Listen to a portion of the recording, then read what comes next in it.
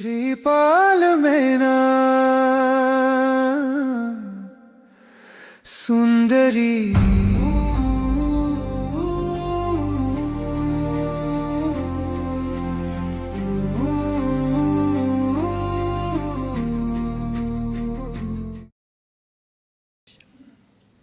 और श्रीपाल को कहती है कि सूरज का उदय पश्चिम में हो सकता है, समुद्र अपनी मर्यादा छोड़ सकता है, लेकिन एक सती नार सपने में भी पर पुरुष की चाहना नहीं कर सकती। आप जैसे हो मेरे अपने हो। आप ये शब्द ये वचन मत बोलो, मैं तुम्हारे साथ हूं। और उस पल श्रीपाल को मां याद आई होगी। मैं ब्लिसफुल कपल में कहता हूं कि बाकी सारे रिश्तों का ऑप्शन है, कपल के रिश्ते का ऑप्शन नहीं है। थोड़ा मजाक, थोड़ा खुले हो जाओ, है ना। किसी व्यक्ति की मां की मौत हो जाए, आसपास के सारे आकर के कहेंगे कि हम तेरे लिए मां जैसी हैं। कोई बहन चले जाए, बहुत सारी बहनें आ जाएंगी, लेकिन किसी की पत्नी चली जाए, कोई आकर कहेगा नो ऑप्शन। बाकी सारे रिश्ते में ऑप्शन मिल जाते हैं, एक ही रिश्ता है कि जिसमें कोई ऑप्शन नहीं है। और श्रीपाल ने जब मैना सुंदर से शब्द सुने होंगे,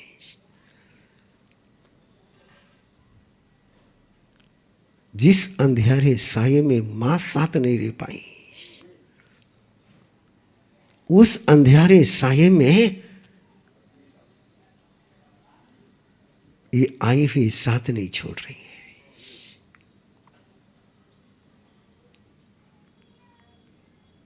रात बीतती है, सूर्योदय होता है, और पास में ही जब मैना सुंदरी श्रीपाल चले हैं तो मुनिराज नजर आते हैं, संत नजर आते हैं। और संत को देख करके जो सिर झुक न पाए, संत को देख करके चरण को छूने का मन न हो जाए,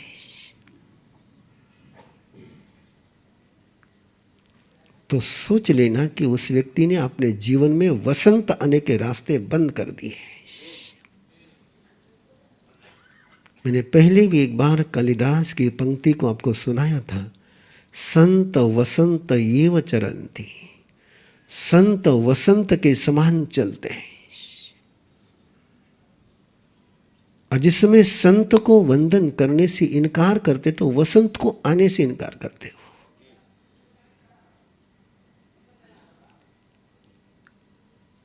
मेरे जीवन के कई पन्ने हैं जहां मुझे ऐसे अनजाने लोग मिले। उन युवकों को मैं जानता नहीं, नाम नहीं जानता, लेकिन चेहरा आज भी आंखों के सामने।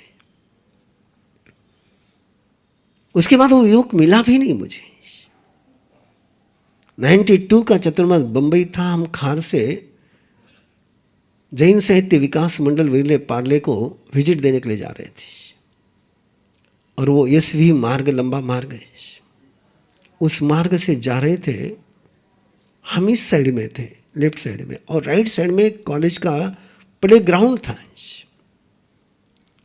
उस ग्राउंड में कुछ लोग खेल रहे थे, युवक खेल रहे थे, और एक युवक ने हमको देखा, और SV रोड बंबई का,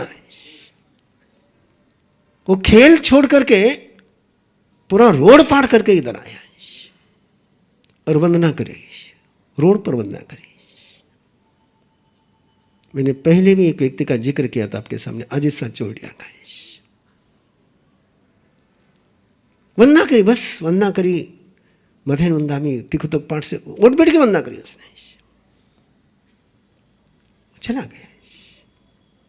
अब उसको जाते हुए हमारी आंखें कौन सी नजर से देख रही होगी?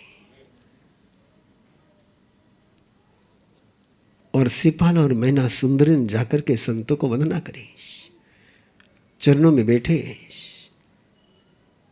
और संत वही है जिसके साथ तुम बैठो। मैंने पहले भी कहा आपको कि संत की पहचान ड्रेस से नहीं है, महंत की पहचान ड्रेस से हो सकती है। परंपरा का संत ड्रेस से पहचाना जा सकता है, लेकिन संत तो केवल चरित्र से संत बनता है, उसके अस्तित्व से संत बनता है, उसकी लेशा से संत बनता है, उसकी ओरा से संत होता है। और जिसके साथ बैठ कर के तुम्हें शांति प्रसन्नता की अनुभूति हो जाए वो संत है। और जिसके साथ बैठ कर के तुम्हें शांति की अनुभूति नहीं हो, चाहे कोई हो, वो परंपरा का प्रतिनिधि हो सकता है लेकिन संत नहीं हो सकता है। संत के पास बैठे और मन का संताप शांत नहीं हो तो पेड़ के नीचे बैठे और ठंडक नहीं लगे, ऐसा हो सकता है? संत है। और संत की शीतल छाया में जाकर के बैठे तो शीतलता का एहसास होना ही चाहिए, चाहे बबूल का पेड़ हो, लेकिन बबूल के पेड़ की छाया भी गर्म नहीं होती, ठंडक ही देगी छाया। और वहां बैठे और संत ने देखा है उनको, और संत ने बहन को कहा, ये तेरे संग जो ये रत्न है, एक कोहिनूर रत्न है,